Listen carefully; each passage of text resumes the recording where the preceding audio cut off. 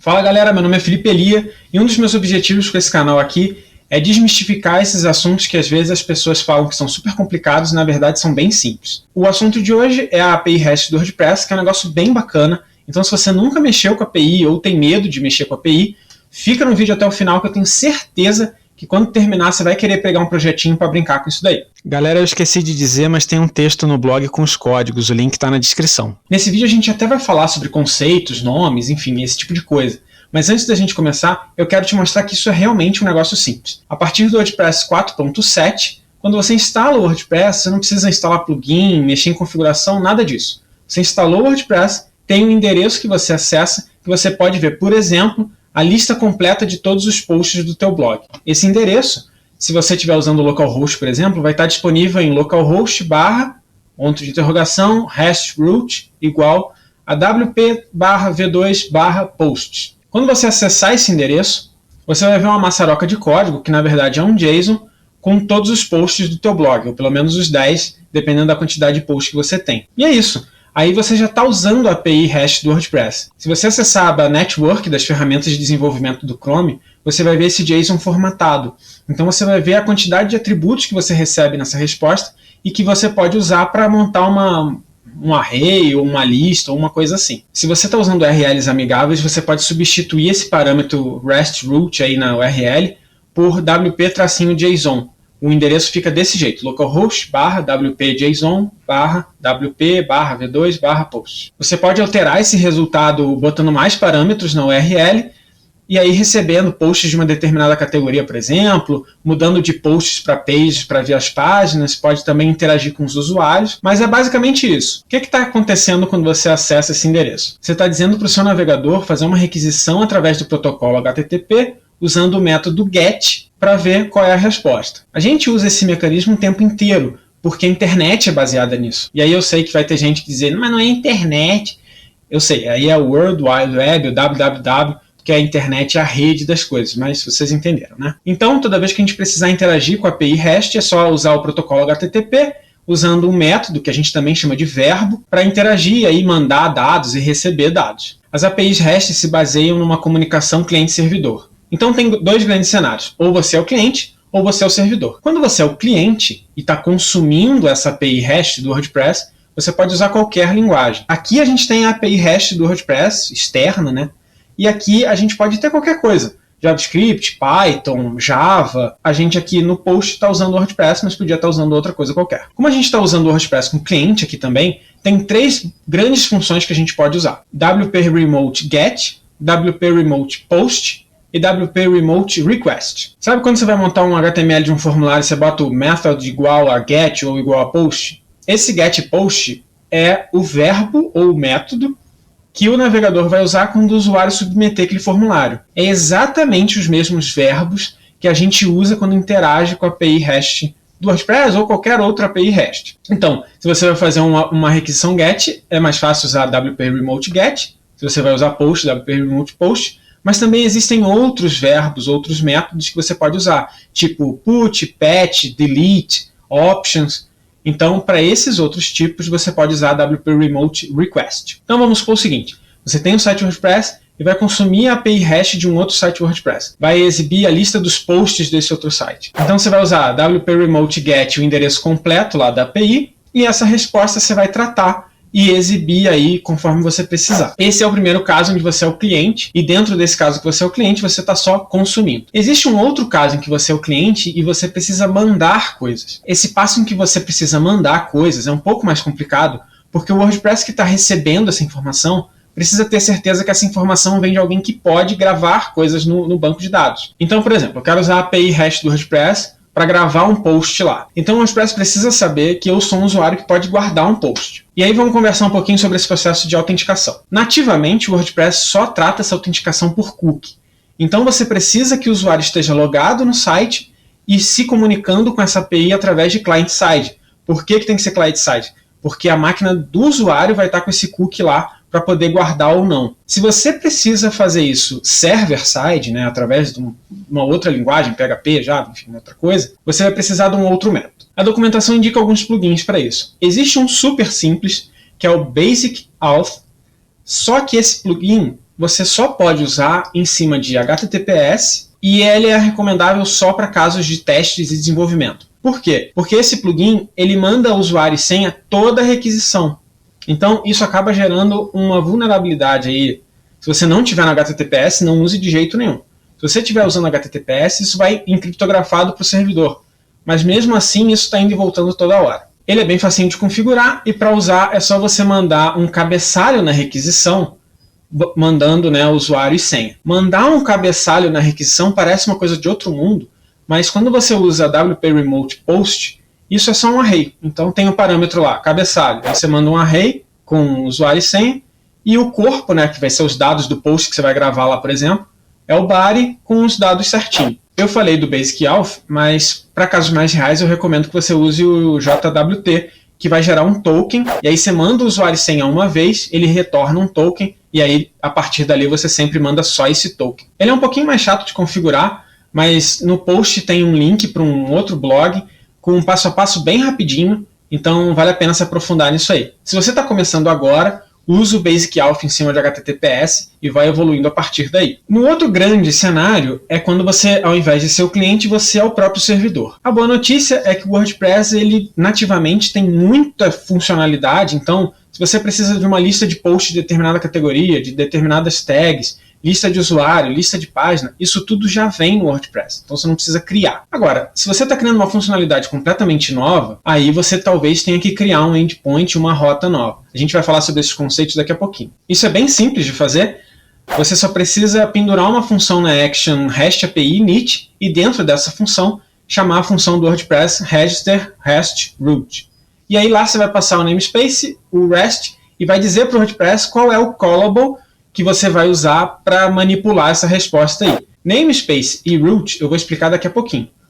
Callable eu expliquei nesse vídeo da série sobre hooks. Mas a gente está só dizendo para o WordPress que quando o usuário tentar acessar um determinado endereço, é uma determinada função nossa que vai responder por aquilo ali. Então agora vamos falar um pouquinho sobre esses nomes, esses conceitos novos. É uma sopa de letrinha, mas é importante saber porque quando você lê a documentação, elas falam muito nesses termos e se você não sabe o que é, acaba confundindo um pouquinho. Então, começando do começo, a gente tem API REST. Antes de explicar REST, eu vou explicar API. E antes de explicar API, eu vou explicar o que é interface, que é o I do API, porque é um conceito que muita gente às vezes passa batido e que é bem importante entender direitinho o que é. Uma interface é uma camada externa de qualquer coisa que tem uma entrada e fornece uma saída. Então, o teu teclado, o teu monitor, as tomadas da sua casa, as telas do teu site, tudo isso são interfaces. Você fornece uma entrada, você aperta uma tecla, né, do teu teclado, na tela você aperta um botão, na tomada você encaixa o plug, você está ali fornecendo um input. E você espera que o output disso seja sempre o mesmo, dado uma determinada entrada. Então, você botou o plug na tomada, você espera que ali tenha eletricidade e o teu aparelho funcione. Você apertou um botão na interface gráfica lá do teu site, você espera que aquele botão execute uma determinada ação. Como essa ação vai ser feita, não importa. E esse é o conceito de caixa preta.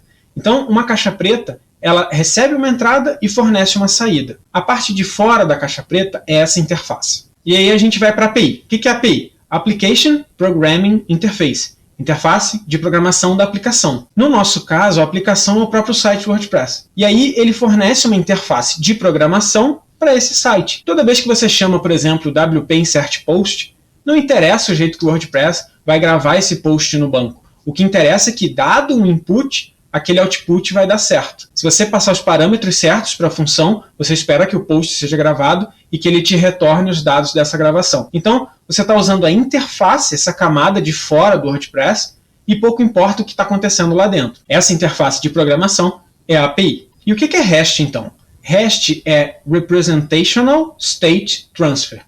REST a gente sempre escreve em letra maiúscula, porque em inglês rest é descansar. De vez em quando a gente esbarra numa sigla que significa uma palavra. Por exemplo, FLOSS, que é Free and Libre Open Source Software, na verdade em inglês quer dizer fio dental. Então, toda vez que você escreve FLOSS tem que ser com letra maiúscula. E toda vez que você escreve REST tem que ser em letra maiúscula para não confundir com a palavra REST. Tá, e o que é Representational State Transfer? Aí tu vai ver a tradução e é transferência do estado representacional, que também não quer dizer absolutamente nada. Mas é simples, é o seguinte, a gente tem um recurso, post, página, usuário, enfim. Esse recurso, ele pode ser representado por um estado. Por exemplo, se você vê o título e o texto de um post em um formato JSON, aquilo, na verdade, é uma representação do estado do post, né? Se você recebe o nome de um usuário através de um JSON, na verdade, aquilo é uma representação do estado do usuário. Então, esses JSON são os estados, né, os estados representacionais. A transferência desses estados de lá para cá, né,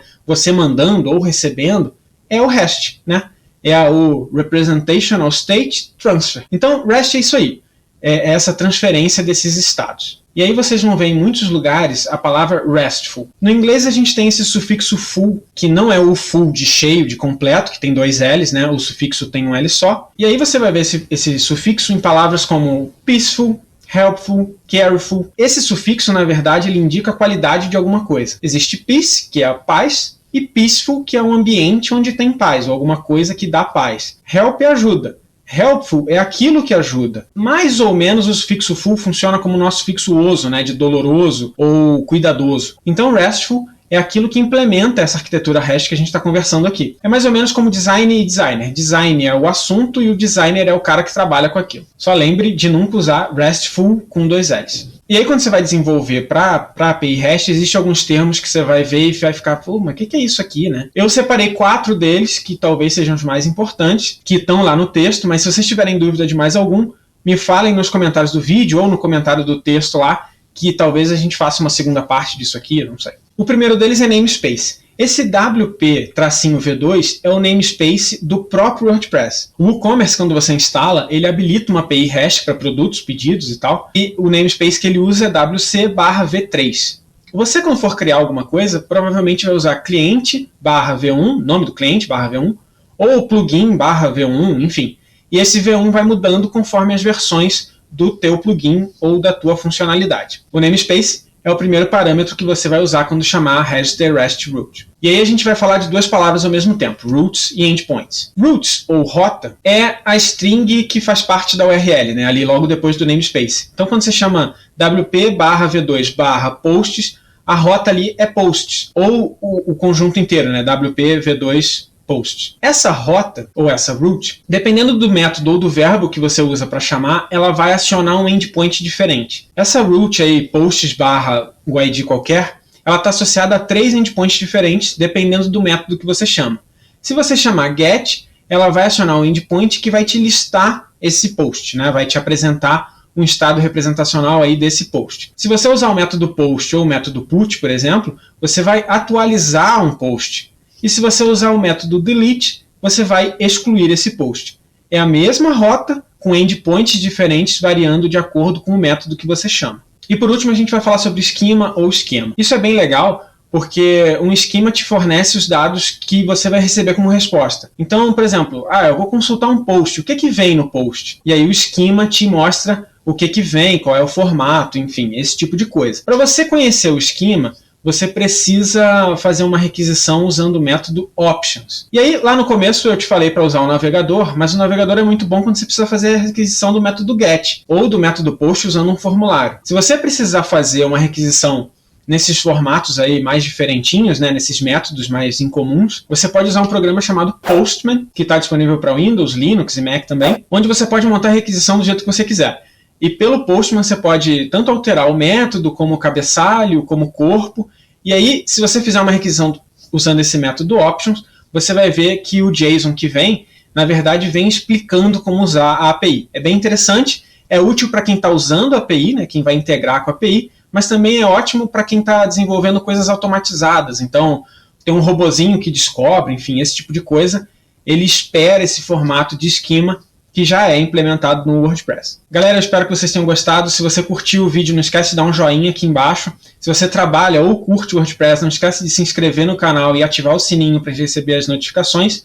A gente teve um boom de assinantes no canal por causa do último vídeo, então eu espero que continue assim. Valeu por todos os compartilhamentos aí, curtidas que vocês dão.